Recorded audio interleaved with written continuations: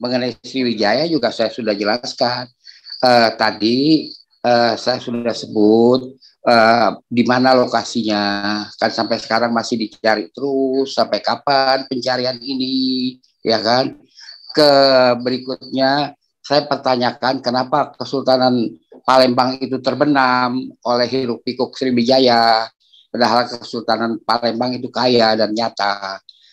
Baik, berikut ini mungkin yang kita tunggu-tunggu juga nih, pembahasan yang lebih panas lagi barangkali ya. Untuk itu mungkin kalau Babe sudah siap, kita siapkan Babe, waktunya Babe sudah siap? Ya. Oke, ya. silakan Babe. Ya, Assalamualaikum warahmatullahi wabarakatuh. Waalaikumsalam warahmatullahi wabarakatuh.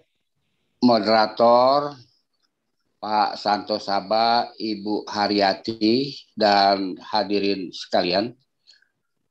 Pertama, posisi saya adalah mendukung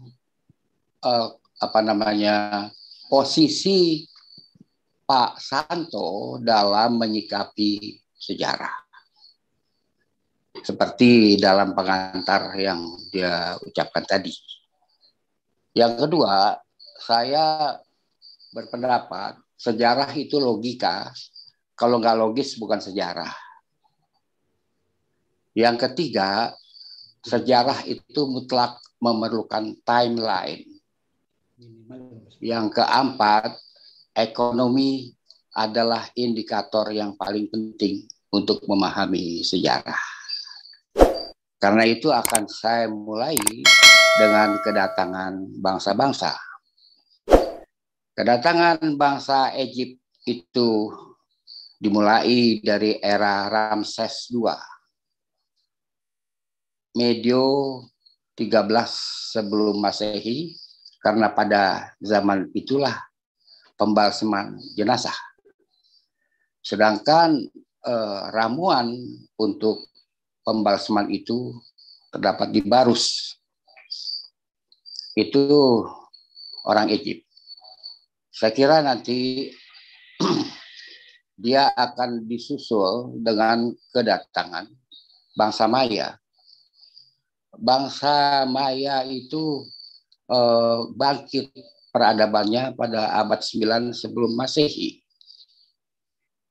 Bangsa Maya menganut pemahaman Ahu atau Au, Afiki. Aku tahu Tuhan, tapi aku tidak tahu apa-apa tentang itu. Kalau bangsa Egypt yang datang pada Medio 13, itu masih terjadi kontroversial. Apakah Tuhan itu touchable atau untouchable? Sebagaimana karya Sigmund Freud pada jadi Tuhan itu ada solidaritas mekanis, kemudian ada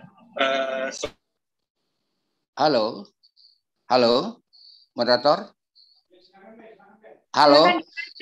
Iya, pertengahan abad 13 itu baru saja selesai sebelum Akhenaton meninggal. Terjadi satu perdebatan yang ditulis dalam 1000 papirus yang ditemukan di delta Sungai Nil pada 1887. Kemudian itu dikaji oleh Sigmund Freud dan diterbitkan sebagai buku 1927 berjudul Moses and Monotheism.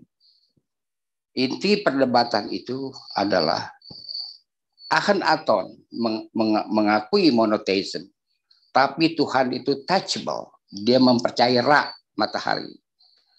Kemudian Moses untouchable, kekuasaannya kita rasakan, tetapi subjeknya tidak kita ketahui. Berjalanlah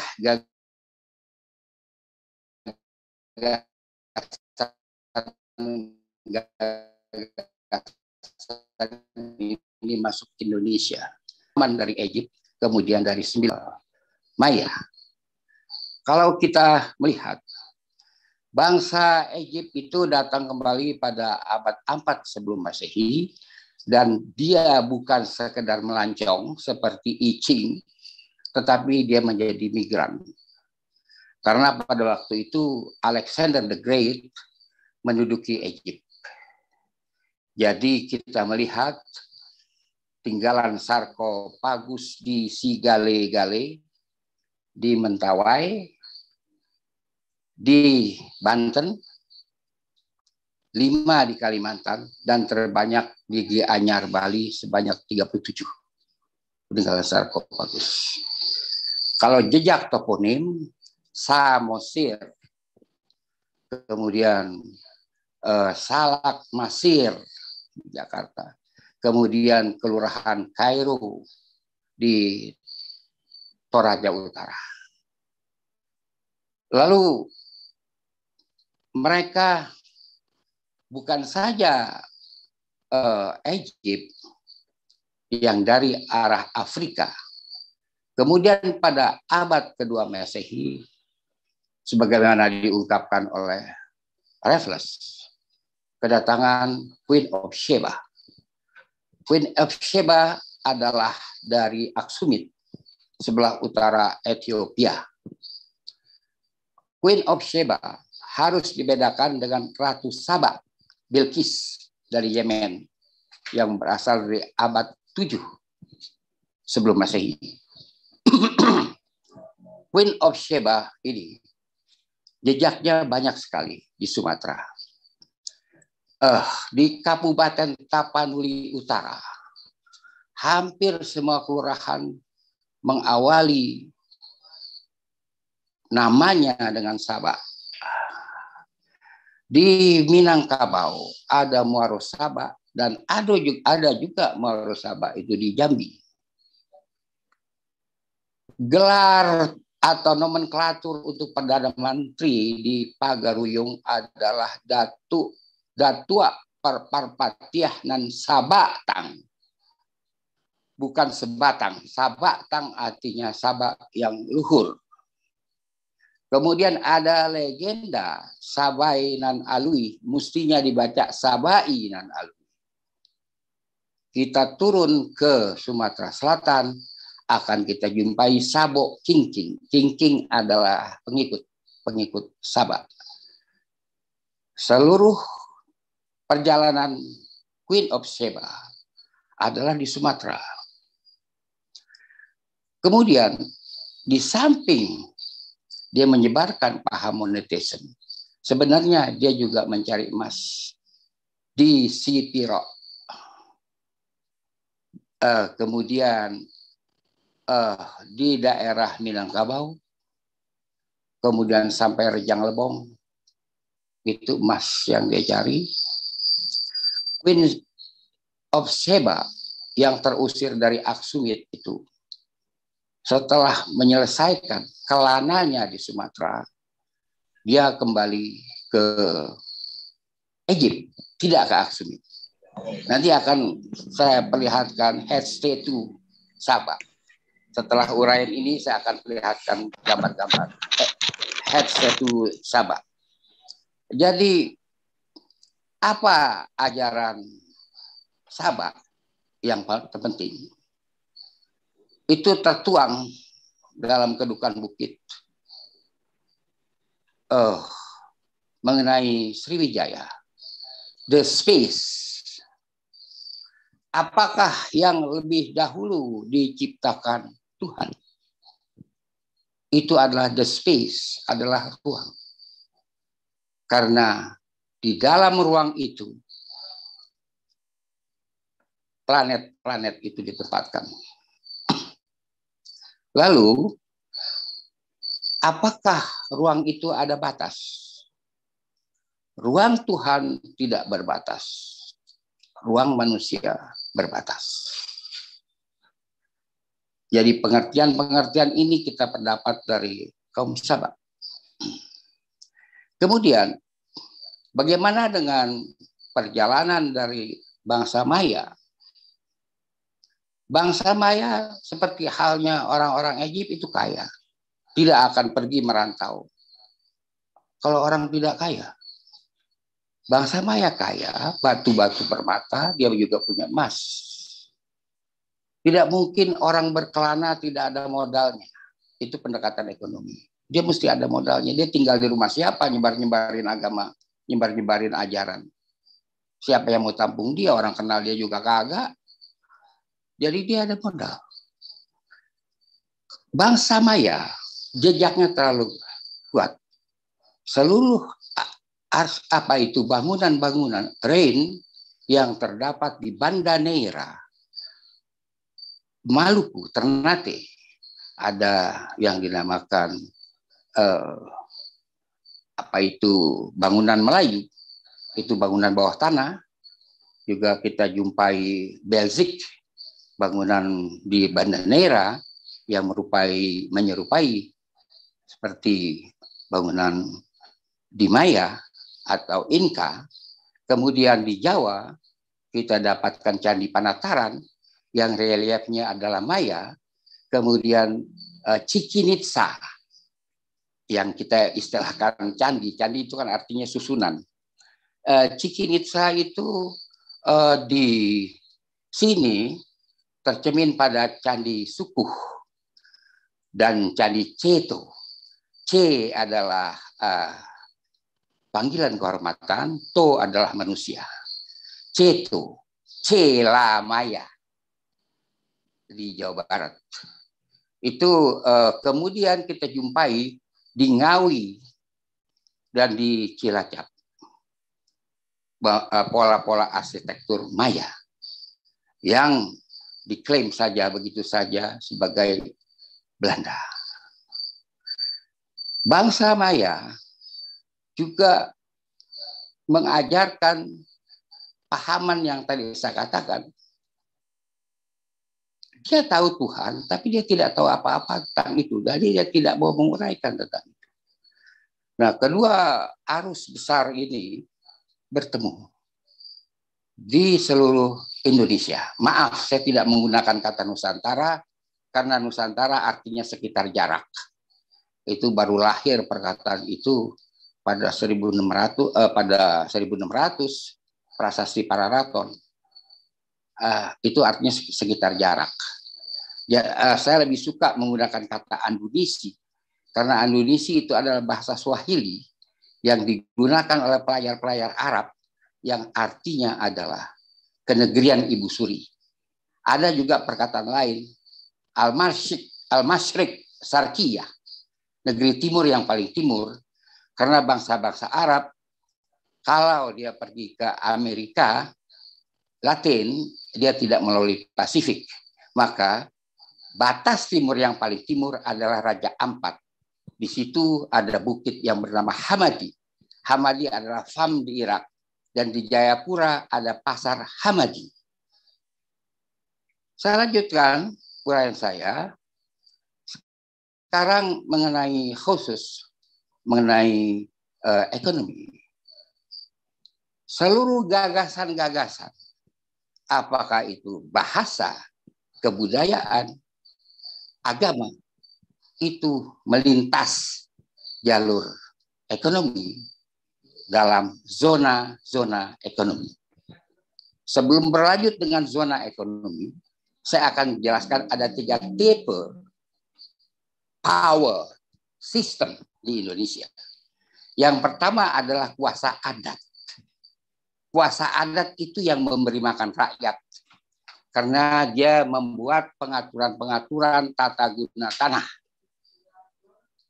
Yang paling nyata, kuasa adat adalah di Banda Neira, di mana pemimpin adat dinamakan orang kaya. Dialah yang juga kontrol zona ekonomi Banda Neira. Banda artinya zona ekonomi. Zona ekonomi ini terbentuk setelah peredaran alat tukar meluas di Andunisi, dimulai Banda Neira. Kalau itu dari timur, Kita mulai dari barat, dimulai dari Banda Aceh, lalu Belawan, lalu Palalawan, lalu Bandar Lampung, lalu Bandar Sunda Kelapa, lalu Samarang.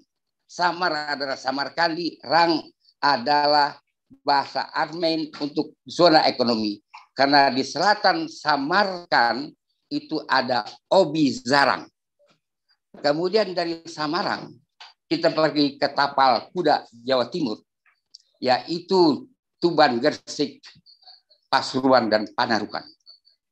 Lalu Banjarmasin, lalu Makassar, lalu Buton, Saparua, Banda Neira. Inilah jalur bahasa lewat sini. Bahasa Melayu pun lewat sini. Karena perdagangan pada waktu itu ditulis perjanjiannya. Kita lanjutkan tadi kembali ke Egypt. Itu puasa adat itu yang lebih awal. Pada tahun 1918, Belanda membentuk komite hukum yang dipimpin oleh Kranenburg. Dia menetapkan ada 19 wilayah hukum adat di Indonesia. Termasuk Betawi lah. Ada 19. Dan jadi itu yang pertama adalah adat. Baru kita bicara tentang zona ekonomi, baru adalah kerajaan. Kerajaan tidak menguasai kuasa adat, apalagi zona ekonomi. Bahwa ada zona ekonomi yang kemudian berubah menjadi kesultanan soal lain, seperti di Banjarmasin. Tapi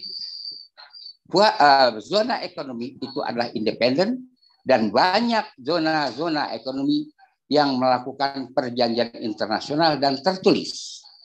Seperti Banda Neira melakukan perjanjian dengan Inggris sebelum Amerika Serikat dimerdekakan, itu perjanjian pertukaran Manhattan dengan Pulau Ron. Sebelumnya pada 21 Agustus 1521, perjanjian dibuat antara Bandar Sunda Kelapa yang diwakili oleh Waitem dan Pate Majakatera Mundari dengan Portugis, dengan Avalis Kerajaan Sunda.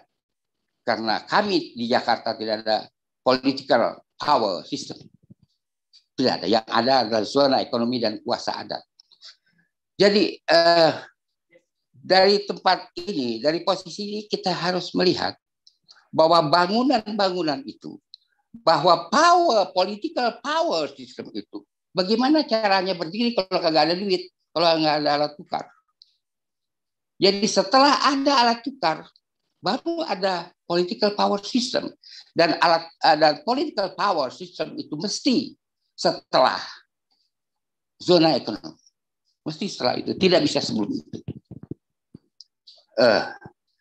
Dari si tempat ini, saya melihat Sriwijaya. Saya melihat Sriwijaya. Karena zona ekonomi adalah Bandar Lampung, emas di Rejang Lebong itu adalah kerjasama penggarapannya dengan Pagaruyung. Di sini saya tidak melihat, di samping lokasinya sampai sekarang juga belum ketemu, apa sebenarnya Kerajaan Sriwijaya. Klaim Muhammad Yamin bahwa Sriwijaya menguasai Temasik tidak konform di Singapura. Tetapi Bagindo Abdullah mendirikan kerajaan Zulu di Filipina Selatan konform. Mulai dari Presiden Duterte dan sebelumnya Nur Meswari mengakui itu. Kemudian pada abad 15 kembali dari Minangkabau membuat kerajaan Fi Amanillah yang kemudian jadi Manila, diakui oleh seluruh kenegerian, bahkan dibuat gate dan dibuat patung sang pendiri orang Minangkabau. Ini tidak ada dalam sejarah Indonesia, tidak ada. Sejarah Indonesia penuh sesak dengan dongeng yang tidak ada dasarnya, yang sumber-sumbernya tidak jelas dan tidak bisa diverifikasi. Dan mereka membatasi diri, prasasti itu harus bahasa Sanskerta. Kalau bukan Sanskerta, bukan prasasti. Contoh, prasasti Kebon Raya Bogor. Dikatakan palsu. Saya tanya, dari mana palsunya? Kamu tahu ini aksara apa? Nggak tahu. Kok kamu bilang palsu? Saya bilang begitu sama guru besar seorang arkeolog. Itu adalah bahasa Aramaik. Kamu nggak ngerti itu. Kamu tahu Sanskerta. Bahwa ada huruf Babylon di prasasti Kampar. Makanya tadi dikait-kaitkan dengan minor saya kira ya, bukan major power system di Kadis itu. Minor power system. Nggak bisa. Bahwa prasasti Kebon Raya ditulis dalam bahasa Aramaik, artinya prasasti itu dipasang sebelum 651 Masehi. Karena setelah 651 Masehi, dalam skriptologi yang digunakan adalah aksara hijaiyah. Di situ jelas dikatakan la ilahu. Tidak ada kecuali Tuhan. Hu itu adalah bahasa Egypt. Aramaik itu berbagai bahasa diserap.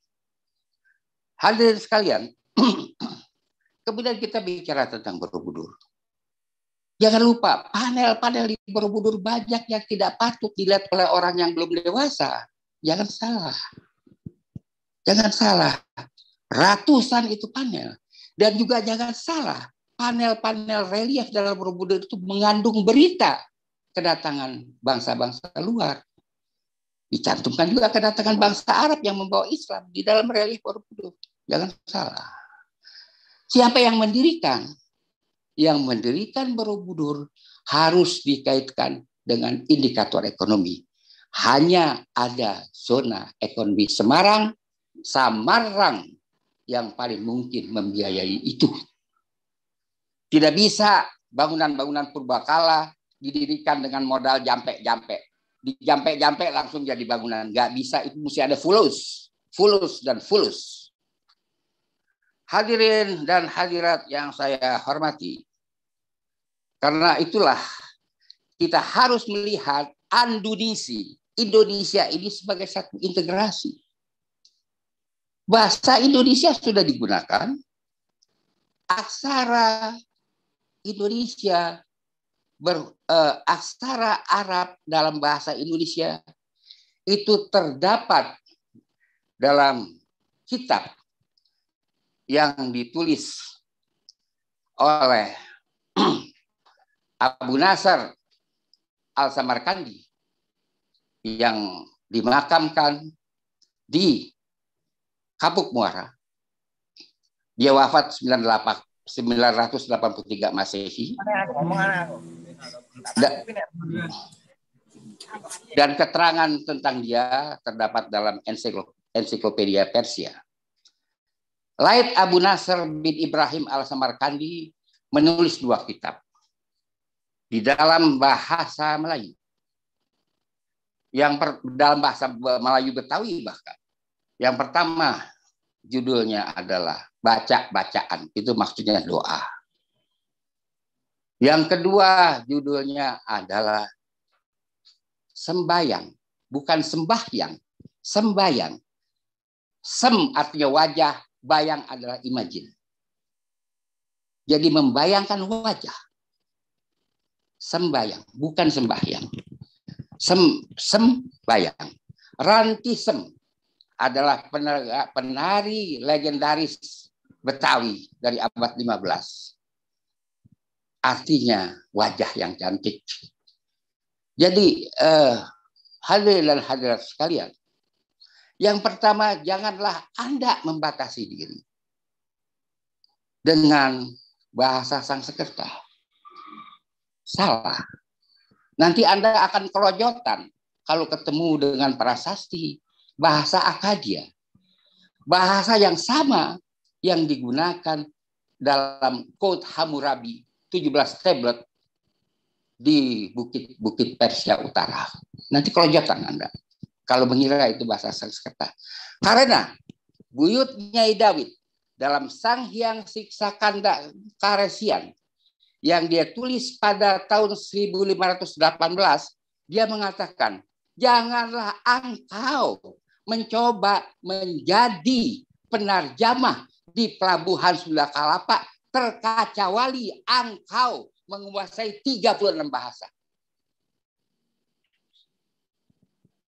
Ini masalah Indonesia adalah negara yang didatangi oleh berbagai bangsa. Kalau kita lihat dari segi biologis, dari segi fisikal, kita melihat orang-orang Lamno, orang-orang Langon akan beda dengan kita semua. Jadi karena itu saya tidak mengerti, mohon maaf ya. India itu miskin. Cina juga kemari, I Ching itu dalam rangka mencari kapal dagang Cina yang ditenggelamkan oleh bajak laut dari Sriwijaya Coromandel. Jangan salah ucapan saya, karena Coromandel itu di pantai timur India ada suku bangsa yang bernama Wijayalaya. Jangan salah, saya bukan maksudkan yang orang anggap di Palembang, tidak. Coromandel. Nah, itu I Ching mencari.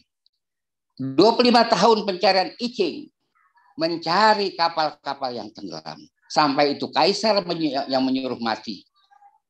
Seluruh Indonesia, seluruh Andunisi disisir sampai akhirnya dia ke Kedah, dan di Kedah dia diberitahu bahwa yang menenggelamkan engkau adalah orang Coromandel, suku Wijayalaya. Dia pergi ke situ.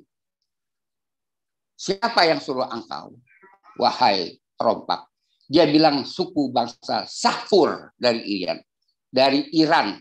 Kalau pernah dengar nama Shahpur Bakhtiar, Perdana Menteri Iran setelah Shah Pahlavi. Maka I Ching pergi ke Persia, ke Iran. Lalu baru dia kembali. Itu saya juga baca dari catatan I Ching. Nah, jadi di sini yang ingin saya katakan, sejarah Indonesia harus ditulis ulang dengan mengintegrasikan negeri ini. Karena negeri ini sudah mempunyai kesatuan, sudah bersatu. Bahwa bangsa Mesir bukan di Sumatera saja, bangsa Mesir juga pergi ke Sulawesi, bangsa Mesir ke Kalimantan, bangsa Mesir ke Bali, bangsa Mesir ke Jawa, bangsa Maya juga pergi ke Sumatera. Fort de Kock, kata Belanda, untuk mengganti kata Bukit Tinggi. Itu nama Belanda, pemalsuan besar-besaran, klaim, manipulasi yang dilakukan oleh Belanda terhadap sejarah Indonesia luar biasa. Terhadap bangunan-bangunan sejarah semua dibelandakan. Dia ingin bikin sejarah di negeri orang. Di negerinya dia tidak punya sejarah. Dekok itu artinya cabul. Bangunan itu, nanti saya tunjukin gambarnya.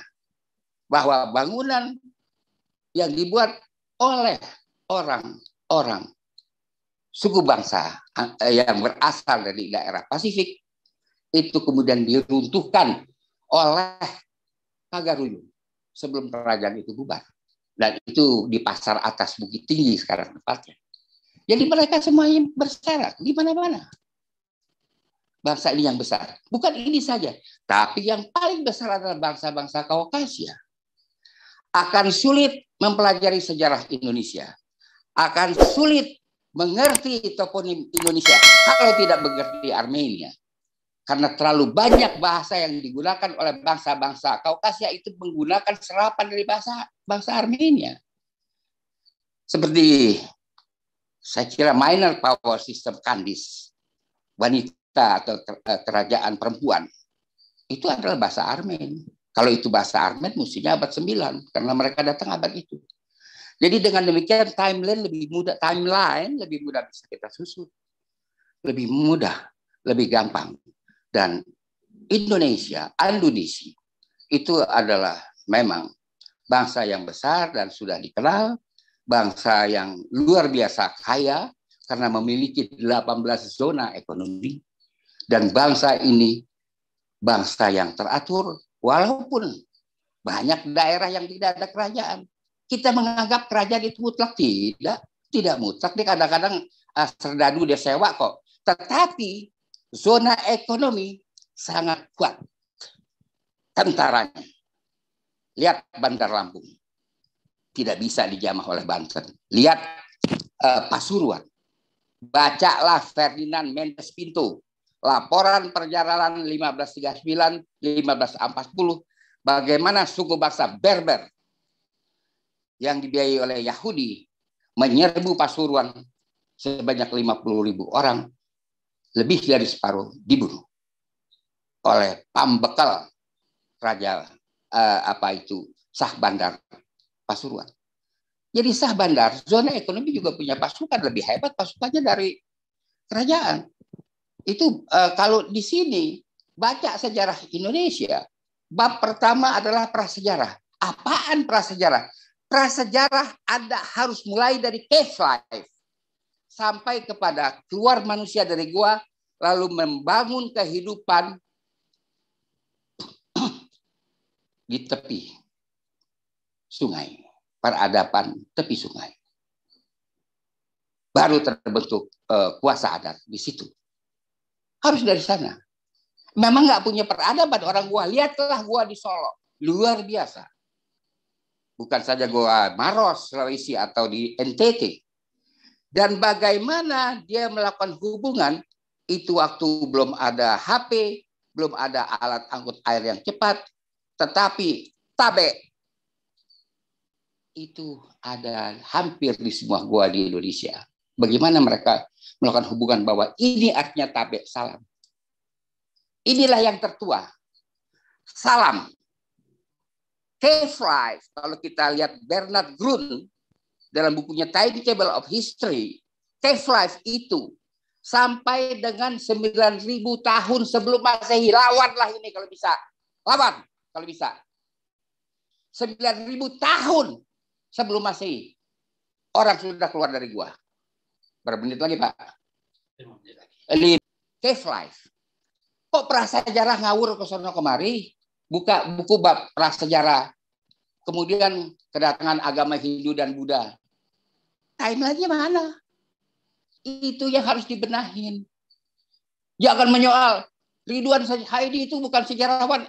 Lu juga bukan. Sekolah lu sejarah, tapi otak lu bukan. Kan sering mereka kalau kalah debat begitu. Ridwan Haidi itu bukan sejarawan. Emang gue bukan. Tapi lu apaan? Sekolah sejarah tapi otak lu otak apaan? Nah, jadi inilah yang harus kita berjuang. Sejarah Indonesia satu kesatuan. Buatlah timeline yang benar tentang sejarah Indonesia. Bahwa peradaban-peradaban besar di dunia bertemu di sini. Wassalamualaikum warahmatullahi wabarakatuh. Ya, di Rejang itu ada emas. Kemudian Opir, Bukit Opir, kalau saya nggak salah Pasaman, itu ada emas. Tetapi kedatangan VOC ke Indonesia, VOC itu dibentuk oleh City of London, komplotan Yahudi yang membentuk VOC. Hiren van Seventeen juga orang-orang Yahudi. Dia tidak temukan emas. Karena tertutup semua sumur-sumur emas di seluruh Indonesia. Termasuk Sumedang. Termasuk Kerajaan Sunda. Emas di Kali Citati, di Pondok Rajak itu banyak emas. Itu tertutup. Saya tidak tahu sekarang dengan teknologi yang modern. Jadi hampir sulit dibayangkan ada kerajaan kalau dia tidak menguasai tambang. Kita ambil misal kerajaan Majapahit 1295 sampai 1479. 1295 sampai 1479 itu tidak ada yang serbu. Memang dia pernah clash dengan Tuban karena kerajaan ini nggak punya pelabuhan. Tetapi dia bubar karena duitnya habis. Deposit emasnya tipis. Hampir semua. Kita mau bicara kerajaan-kerajaan di Sulawesi, itu mesti ada emas. Kesultanan Islam Palembang yang terbentuk setelah Ottoman itu bekerja sama dalam menggarap tambang emas Rejang. Karena itu, kalau saya lihat Koto Besak itu luar biasa mahalnya untuk ukuran waktu itu yang dia bangun. Tetapi kalau saya mendengar temuan ini, temuan itu, semuanya dioper ke Sriwijaya. Apa saja Sriwijaya? Kesultanan Palembang sama sekali tidak disebut. Kesultanan yang hebat, yang pernah menghalau pasukan Inggris yang datang dari Bengkulu dengan kapal-kapal perang. Itu bukan kecil peranan Kesultanan Palembang. Itu real Kesultanan Palembang itu. Dan dia kaya. Kalau tidak ada emas, tidak mungkin. Kita lihatlah pakaian-pakaian wanita Sumatera, pakaian adat, pakaian pengantin, semua emas di kepalanya. Hiasan di kepalanya semua emas. Itu kekayaan Sumatera. Bukan saja Kesultanan Islam Palembang atau sebelumnya Kerajaan Palembang. Itu kaya. Jadi indikator ekonomi itu adalah penting untuk memahami eksis atau tidak eksis sebuah kerajaan. Terima kasih. Mengenai Sriwijaya juga saya sudah jelaskan. Tadi saya sudah sebut di mana lokasinya. Kan sampai sekarang masih dicari terus. Sampai kapan pencarian ini, ya kan? Berikutnya saya pertanyakan kenapa Kesultanan Palembang itu terbenam oleh hiruk pikuk Sriwijaya. Padahal Kesultanan Palembang itu kaya dan nyata. Lalu mengenai bagaimana kita mencari identitas kita, itulah saya usulkan agar sejarah Indonesia diawali dengan cave life. Kita semua keluar dari situ. Kita tidak datang dari mana-mana. Dari situ bangsa luar datang, terjadilah percampuran kebudayaan di sana. Dan kita punya intelektualitas, itu bisa kita lihat dari ragam hias yang ada di gua. Apakah gua itu NTT, apa gua itu Kalimantan, gua itu di Maluku, gua di Sumatera lebih meriah lagi. Dia punya ragam hias, itu kita pelajari di situ. Lalu saya setuju kita pelajari tulang-tulang dan sebagainya dari orang-orang Indonesia yang hidup di zaman itu. Jadi kita berasal dari sini, tidak berasal dari mana-mana. Karena kalau kita lihat fisik orang kita ini adalah berbeda dengan orang India, berbeda dengan orang Cina. Jadi kita bukan orang India, kita adalah orang sini. Jadi karena itu saya anjurkan bahwa kita forum seperti ini bagus punya, kita bicara, lalu disuruh hadirkan guru besar atau guru setengah besar atau guru kecil, saya nggak ada masalah, saya sudah menghadapi mereka. Dan yang kita bicarakan sekarang adalah mengkritik buku-buku pelajaran yang mereka ikut bertanggung jawab. Itu soalnya.